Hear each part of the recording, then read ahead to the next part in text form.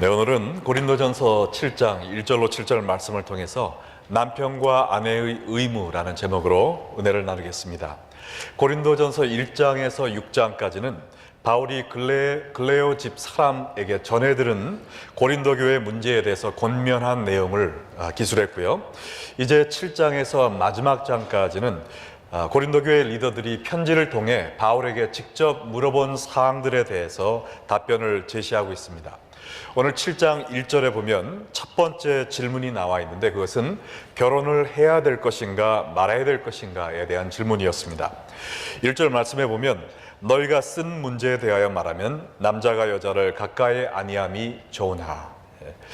고린도 교회가 바울에게 어떤 문제에 대해서 물어봤는지 바울의 답변을 통해서 알 수 있죠. 남자가 여자를 가까이 아니함이 좋다라는 답변인데, 여기서 가까이 아니한다라는 말은 한국 옛날처럼 남녀 칠세 부동석을 의미하는 것이 아니라 성적인 접촉, 즉 결혼 생활을 의미하는 것입니다.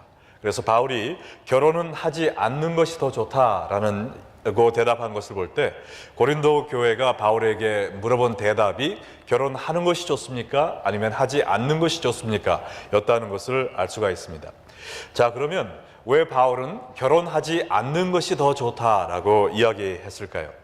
결혼하지 말고 혼자 지내는 것이 더 좋다는 말은 하나님께서 창세기 2장 18절에 말씀하신 사람이 혼자 사는 것이 좋지 아니하니 내가 그를 위하여 돕는 배필을 지으리라 하신 말씀과 정반대되는 말씀이 아닙니까? 하나님은 결혼하라 하시고 바울은 하지 말라라고 하면 어느 장단에 맞춰 춤을 춰야 될까요? 만약 이 세상 모든 사람들이 바울의 말대로 결혼하지 않았다면 어떻게 되었을까요? 인류의 역사는 그 후 100년 안에 다 끝나고 말았겠죠.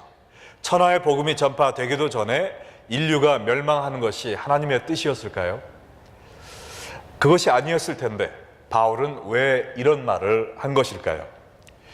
성경의 대부분의 말씀은 시공을 초월해서 모든 사람이 지켜야 될 절대적인 계명입니다. 그와 반면에 특별한 상황에만 적용이 되는 객관적인 생활 규범도 있는데, 오늘 7장 1절의 말씀이 그 중에 하나이라는 것이죠.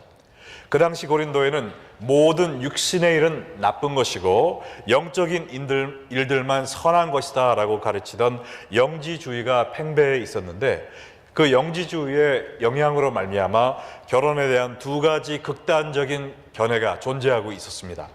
첫째는 육은 어차피 악한 것이고 우리의 영은 육체 따위에는 영향을 받지 않으므로 그러므로 마음껏 육체의 쾌락을 즐겨라 라는 쾌락주의가 있었고요. 또 둘째는 더러운 육체의 일은 우리가 근처에도 가지 말고 모두 부인해야 된다라는 금욕주의가 있었습니다. 그래서 쾌락주의자들은 성적 문란과 방종의 생활을 하고 있었고, 금욕주의자들은 결혼조차를 반대하고, 또 결혼한 사람들은 부부의 성생활을 하지 말라라고 금지시키고 있었던 것입니다. 그래서 이 상반된 주장들 가운데 혼란에 빠져있던 고린도 교회가 바울에게 과연 결혼을 할 것인가 말 것인가, 이것이 문제로다 라는 편지를 보낸 거고요.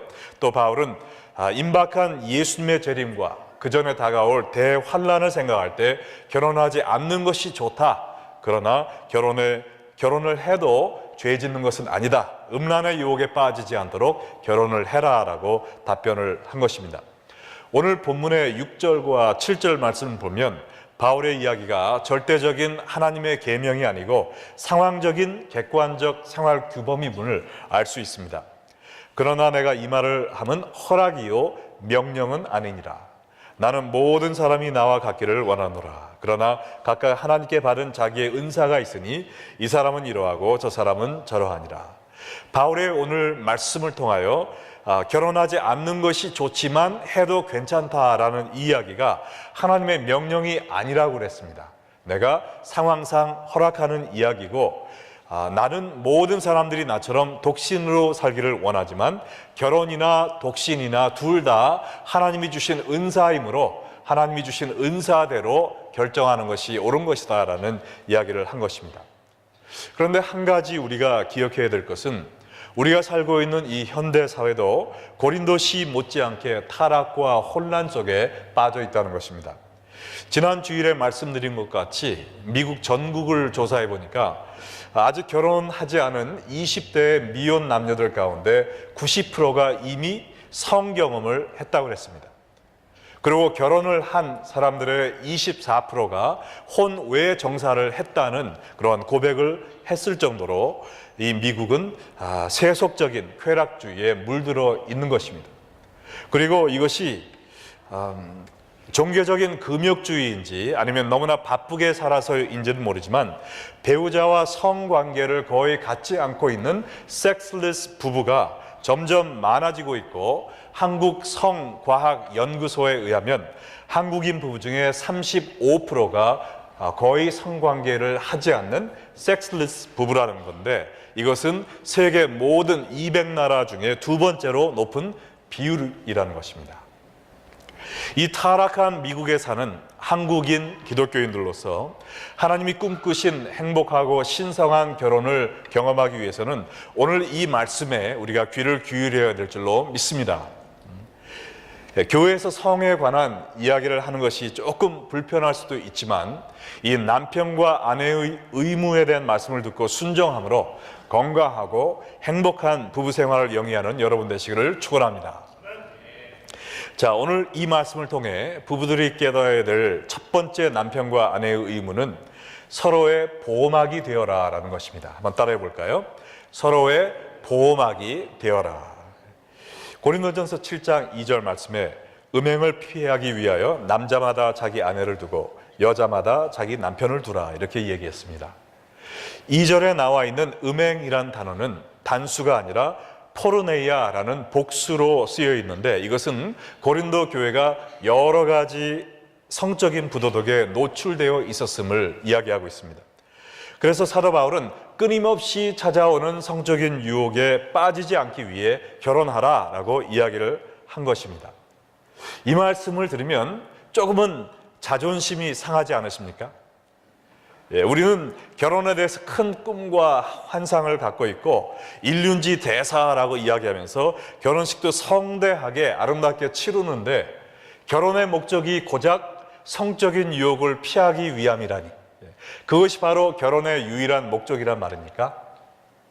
물론 하나님께서는 결혼 제도를 이 한 가지 이유만을 위해서 창조하지 않으셨습니다.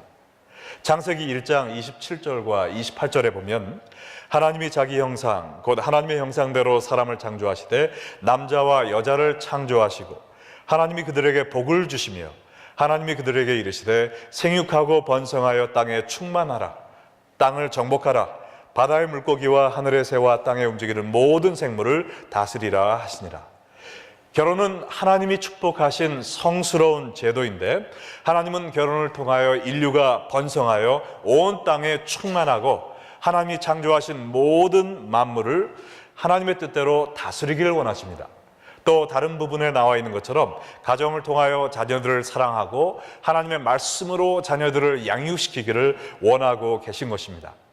그런데 사도 바울이 이 음행을 피하기 위해 결혼하라라는 이 한 가지 이유를 딱 꼽아서 이야기한 것은 고린도시의 성적인 문란과 혼란 속에서 서로를 보호하는 것이 결혼의 여러 가지 목적 중에 중요한 것 중에 하나이다라는 것을 이야기하는 것입니다.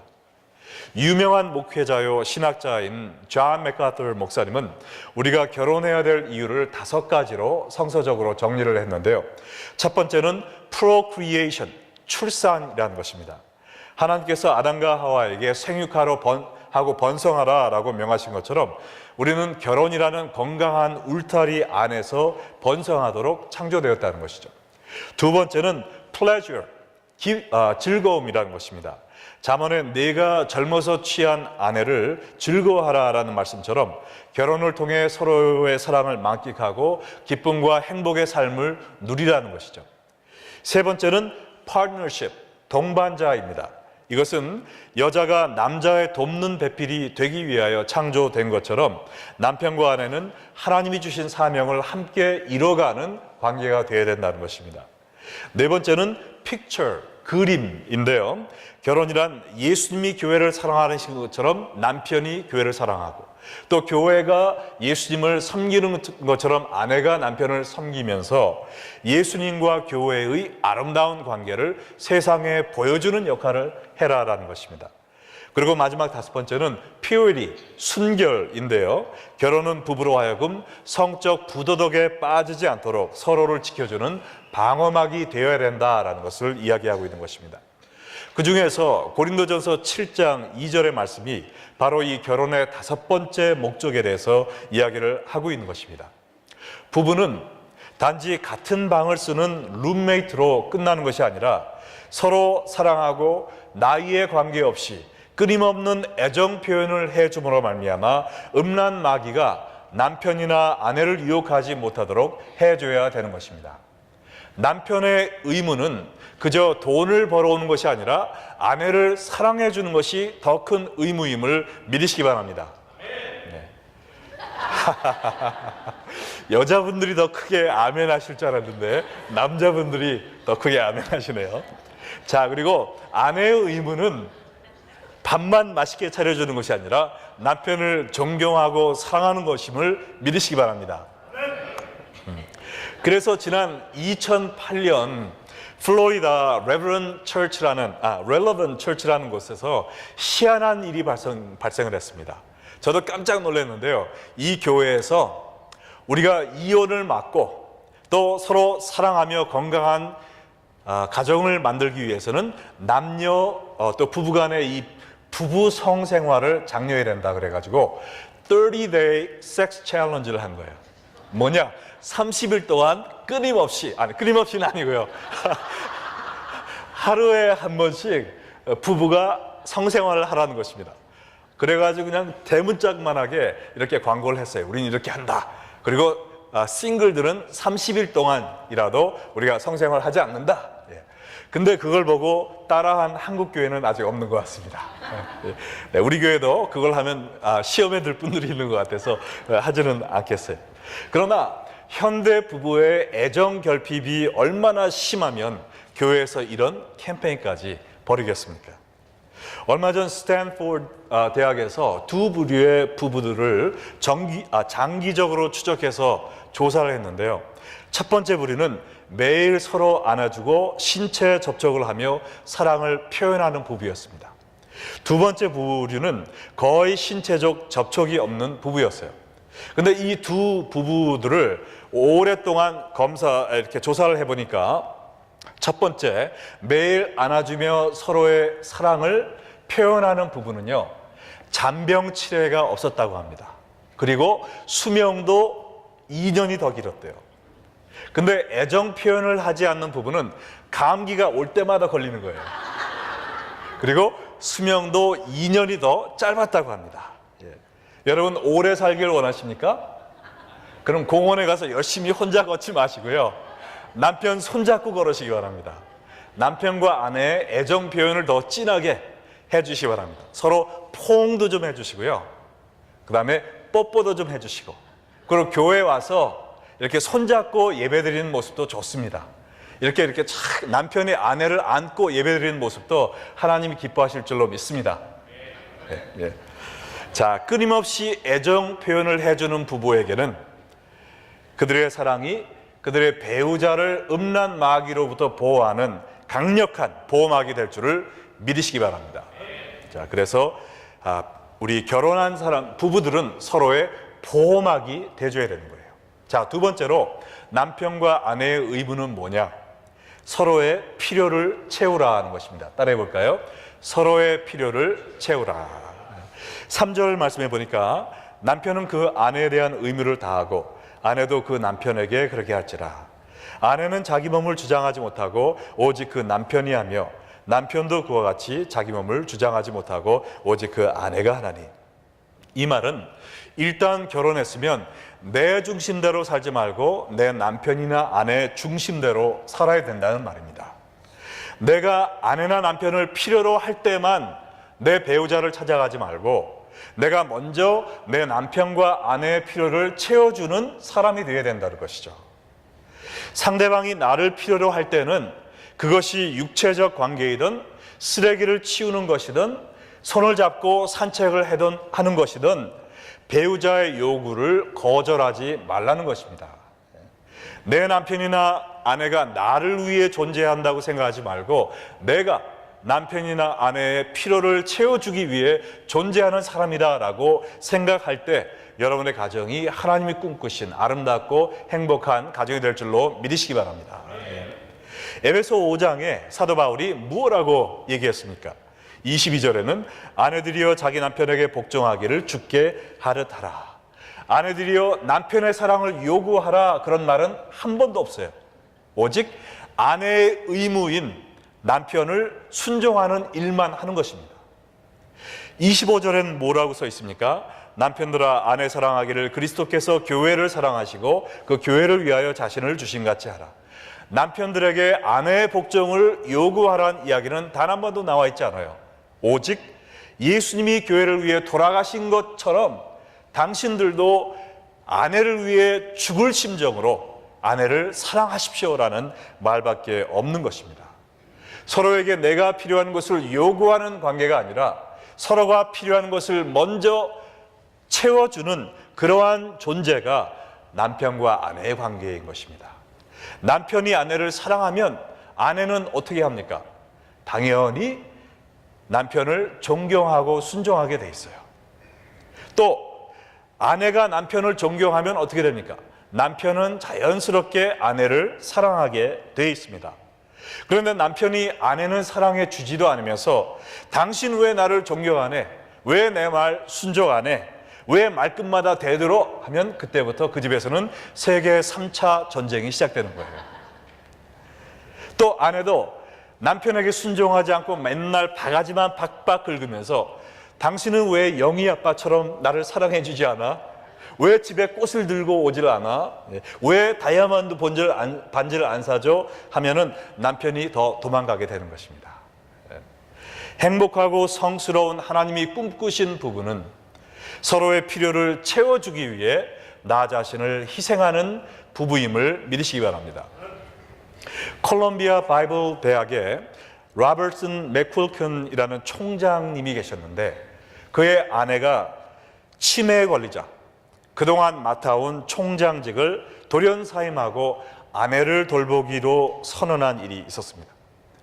그는 말하기를 나의 사랑하는 아내 무리엘은 지난 8년 동안 건강이 점점 약해졌습니다.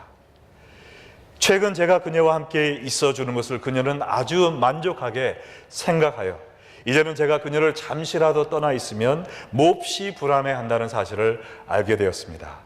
심할 때 그녀는 불안해하는 정도가 아니라 저를 잃었다는 상실감에 두려워하여 집 밖에 혼자 나갈 때도 있었습니다. 그래서 저는 사랑하는 아내를 위해 총장직을 사임하고 아내 곁으로 돌아갑니다. 이것은 제가 42년 전 결혼식에서 병들었을 때나 건강할 때나 함께하며 죽음이 우리를 갈라놓을 때까지 아내를 돌볼 것을 서약했을 때 약속한 것이었기 때문에 별로 이상할 것이 아닙니다. 그동안 아내는 40년이 넘도록 저를 돌보아 왔습니다. 이제는 제가 그 사랑의 빚을 갚기 위해 아내를 돌보는 것입니다. 물론 의무감에서가 아니라 아내에 대한 사랑과 기쁨으로 할 것입니다. 얼마나 아름답고 감동적인 고백입니까? 아내의 필요를 채워주기 위해 총장의 자리를 과감하게 내려놓는 남편을 가진 아내, 그보다 더 행복한 아내가 이 세상에 어디 있을까요? 여러분도 여러분의 남편과 아내의 필요를 채워주기 위해 내게 소중한 것들을 내려놓는 삶을 살고 계십니까? 아니면 혹시 배우자에게 나의 필요만 요구하며 떼쓰며 살고 있지는 않습니까? 서로의 필요를 채워줌으로 아내와 남편을 세상에서 최고 행복한 사람으로 만들어주는 여러분 되시기를 주의 이름으로 축원합니다. 자, 마지막 세 번째로 남편과 아내가 지켜야 될 의무는 서로의 하나됨을 지켜라라는 것입니다. 따라해 볼까요? 서로의 하나됨을 지키라. 고린도전서 7장 5절에 보면 서로 분방하지 말라. 다만 기도할 틈을 얻기 위하여 합의상 얼마 동안은 하되 다시 합하라.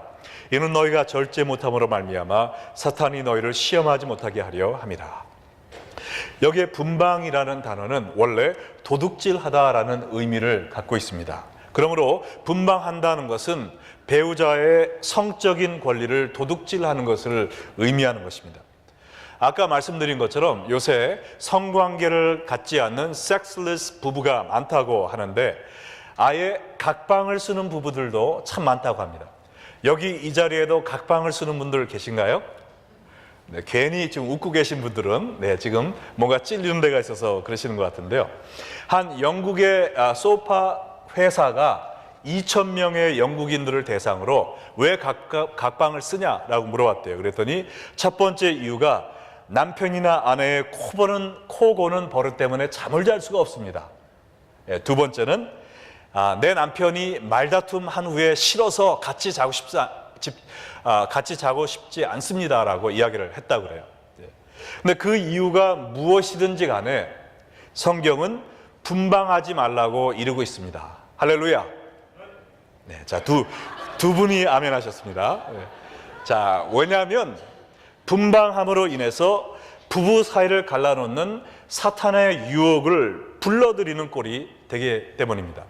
마귀라는 말은요, 헬라어로 디아볼리스라고 하는데, 디아라는 between, 사이를 이야기하고 볼로스는 던지다라는 것을 의미해요. 마귀가 하는 일은 틈새를 비집고 들어가서 사람 사이를 갈라놓는 일을 합니다. 그러므로 부부들은 이 틈을 벌리지 말고 항상 붙어 있어야 돼요. 마귀에게 틈을 주면 안 됩니다. 마태복음 19장 6절에도 이야기하기를 그런즉 이제 둘이 아니요 한 몸이니 그러므로 하나님이 짝지어 주신 것을 사람이 나누지 못할지니라. 누가 짝지어 주었다고요? 하나님이 짝지어 줬대요. 여러분의 남편도 하나님이 짝지어진 사람임을 믿으십니까? 왜 여자들이 아멘 안 하고 남자들이 아멘 하죠? 자, 여러분의 아내도 하나님이 짝지어 주신 분임을 믿습니까? 그렇다면 어느 누구도, 특히 사탄 마귀가 그 틈을 나누지 못하도록 우리가 꼭 붙어 있어야 된다는 것입니다. 좋던 싫던 하나님이 짝지어 주신 관계이고 어느 누구도 나눠서는 안 되는 관계이기 때문에 내가 싫어도 또 내 마음이 내키지 않아도 꼭 붙어 있어야 된다는 거라고 예수님께서 직접 말씀하셨어요. 어느 분은 이야기하기를 부부의 관계가 5단계를 거쳐간다고 그랬는데 처음에는 황홀한 단계로 부부관계를 시작합니다. 허니문 관계죠. 꿈을 꾸면서 아름다운 백마탄 왕자한테 시집가는 마음으로 시작을 합니다. 그러다가 조금 살다 보면 단점이 보이니까 실망하는 단계가 있다고 그래요. 세 번째는 아이를 낳고 살면서 완전히 포기하는 단계가 있다고 합니다. 그리고 네 번째는 오래 살다 보니까 미운 정, 고운 정 다 들어서 정으로 사는 단계. 그리고 다섯 번째는 늙으면 등 긁어줄 사람이 필요해서 같이 사는 단계라고 이야기를 했는데 우리가 어떤 단계에 있든지 상관없이 하나님이 짝지어 주신 내 아내, 내 남편입니다. 하나님의 사랑의 눈으로 서로를 바라보며 끝까지 이 관계를 지켜야 되는 거예요. 여기에 지켜라라는 이 말은 전쟁 용어입니다. 군인이 자기의 나라를 지키기 위해서 목숨을 내놓고 싸우듯이 우리는 우리의 부부 관계를 지키기 위해서 목숨을 걸고 사탄 마귀와 싸워야 될 줄로 믿습니다. 근데 이 미국의 문제는 집집마다 방들이 너무 많아요. 그래가지고 남편하고 아내하고 조금만 불편하고 그러면은 막 각방을 써버립니다. 그래서 되도록 특별히 아이들 다 크고 이제 다운사이즈 하시면요 원베드룸 집으로 가시면 좋을 것 같아요. 각방 쓰지 않도록. 저도 지금 타운하우스에서 사는데 저희 방이 3개가 있거든요. 우리 아들이 하나 쓰고 저하고 아내가 쓰고 그 다음에 딸이 쓰던 방이 있는데 이제 딸이 시집을 가버려서 그 방이 비어버렸습니다. 그래서 제가 아주 불안해요. 와이프가 비계 들고 그 방으로 갈까봐. 근데 더 불안한 것은 저를 그쪽으로 쫓아낼까봐 불안한데 다행히도 우리 딸이 시집 갈 때 침대까지 가지고 가버렸습니다. 그래서 조금은 마음이 놓이는데 우리가 부부는 한 방을 써야 된다는 거예요. 기도할 때만 빼놓고, 특별히 주의 일을 위해서 필요일 때만 빼놓고, 그러나 그것도 합의하에 잠시 동안만 하라고 그랬어요. 부부 사이에는 절대로 틈이 없어야 됩니다. 자식과 부모 가운데가 몇 촌이죠? 1촌이죠. 그러나 아내와 남편 사이는 몇 촌입니까?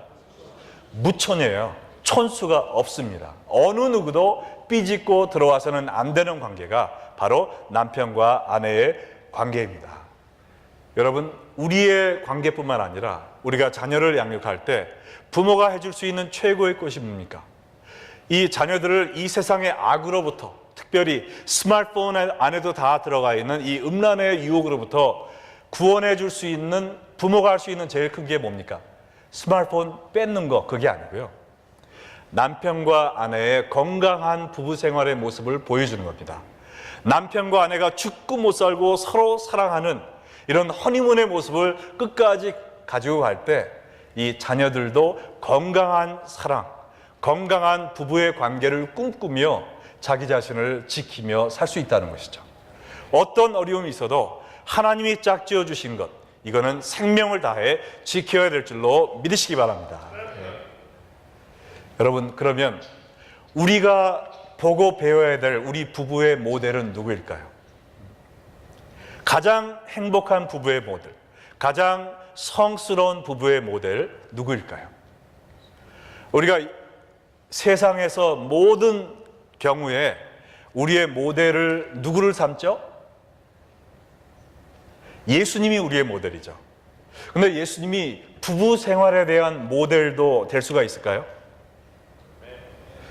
아멘. 네. 예수님이 결혼하셨나요? 지금 아멘 하신 분, 예수님이 결혼식에 초대받으셨었어요? 아니죠. 그럼에도 불구하고 예수님은 결혼에 대한 모델로 우리를 섬길 수 있다는 것입니다. 왜요? 예수님은 누구랑 결혼하셨어요? 교회랑 결혼하셨잖아요. 예수님이 교회를 사랑하시는 그 모습이 남편이 아내를 사랑하는 그 모습이 되어야 된다고 성경은 이야기하고 있습니다. 아내가 남편을 섬기는 모습은 어디서 배워요? 교회가 예수님을 섬기는 그 모습에서 배워야 된다는 것입니다.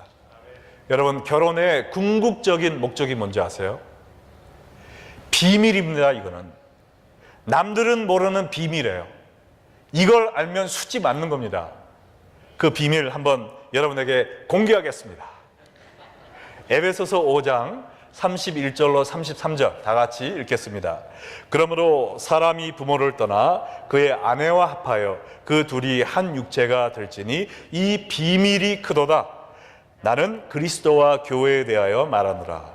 그러나 너희도 각각 자기의 아내 사랑하기를 자신같이 하고 아내도 자기 남편을 존경하라. 여러분, 이 에베소서 5장에 보면 결혼에 대한 가르침이 장황하게 아주 아름답게 쓰여져 있습니다. 근데 그 제일 마지막에 사도 바울이 이야기하기를 내가 비밀을 한 가지를 가르쳐 줄게. 그것은 뭐냐면 내가 사실은 너희들의 부부관계를 얘기하고 있는 것이 아니야. 나는 사실 그리스도와 교회에 대해서 이야기하고 있어라고 얘기한다고 하는 것입니다. 이 에베소 5장의 말씀은 우리 이 세상에서의 부부관계를 얘기하는 것이 아니라는 것이죠. 하늘에서 예수님과 우리와의 부부 생활에 대해서 이야기하고 있는 것입니다. 우리의 부부관계에 대해서 이야기하기 위해서 예수님과 교회의 관계를 예로 들어 설명하는 것이 아니라 예수님과 교회와의 관계를 이야기하기 위해서 인간의 부부 생활을 예로 들어 설명하고 있다는 것입니다. 이 말은 뭐냐면 우리 이 지상에서의 부부 생활이요, 하늘나라에서 예수님과 결혼식의 예행 연습이 되어야 된다는 것입니다. 남편이 아내를 사랑하되 어느 정도로 사랑하느냐? 예수님이 교회를 위하여 십자가 위에 돌아가신 그 희생과 헌신으로 사랑을 하는 겁니다. 그때 그 사랑을 받는 아내의 마음속에 우리 남편의 사랑을 받다 보니 나를 위해 돌아가신 예수님의 사랑을 받는 것 같아요. 예수님도 나를 이렇게 사랑하셨지. 내 남편의 사랑이 나로 하여금 예수님의 사랑을 생각하게 해. 내가 장차 천국에 가면 이렇게 나를 위해 돌아가신 예수님과 영원한 결혼식을 올리게 되겠지. 그날을 위해 내 자신을 거룩하게 준비해야지 라는 마음이 들도록 남편이 아내를 사랑하는 것입니다. 아내가 남편을 섬기되 기분 좋을 때 남편이 나에게 예쁜 옷 사주면 그때만 섬기는 것이 아니고 교회가 예수님을 내 목숨을 다해 섬기듯이 그러한 정성으로 섬기는 겁니다. 그럴 때 남편의 마음속에 맞아, 내 아내가 나를 희생적으로 섬기는 것처럼 나도 예수님께 헌신해야지, 예수님이 나를 위해서 어떻게 죽으셨는데 하면서 내 영적인 옷깃을 여미고 주를 위해 헌신을 다짐하게 하는, 미래에 다가올 예수님과 영원한 결혼 생활을 꿈꾸게 하는, 기대하게 하는, 기다리게 하는, 그것이 바로 이 지상 생활의 결혼이라는 것이죠. 이것이 바로 비밀의, 이 결혼의 비밀입니다. 우리의 가정이 다 이런 가정으로 변한다면 얼마나 좋겠어요. 남편이 이러한 사랑으로 아내를 사랑하고, 아내가 이러한 정성으로 남편을 섬기고 순종할 때 그 밑에서 자라나는 아이들이 어떤 아이들이 되겠습니까? 성경적이고 예수님을 사랑하며 천국 백성으로 당당하게 이 세상을 변화시키는 능력의 자녀들로 성장하지 않겠어요? 여러분의 아내가 가장 행복한 아내, 여러분의 남편이 가장 당당하고 용기 있는 이 세상을 변화시키는 남편으로 변화되지 않겠습니까? 여러분, 바로 이것이 하나님이 꿈꾸신 결혼의 픽처입니다. 아내가 남편을 예수님 섬기듯 섬기고, 남편이 아내를 교회를 위하여 죽으신 것처럼 희생하는 마음으로 사랑할 때 그 가정에서 하나님에 대한 찬양이 올라가고 예수님에 대한 영원한 결혼을 꿈꾸고 기대하게 되고, 그것을 준비하는 마음으로 서로를 격려하고 영적으로 성장해가는 그 가정, 그것이 하나님이 원하시는 가정생활입니다.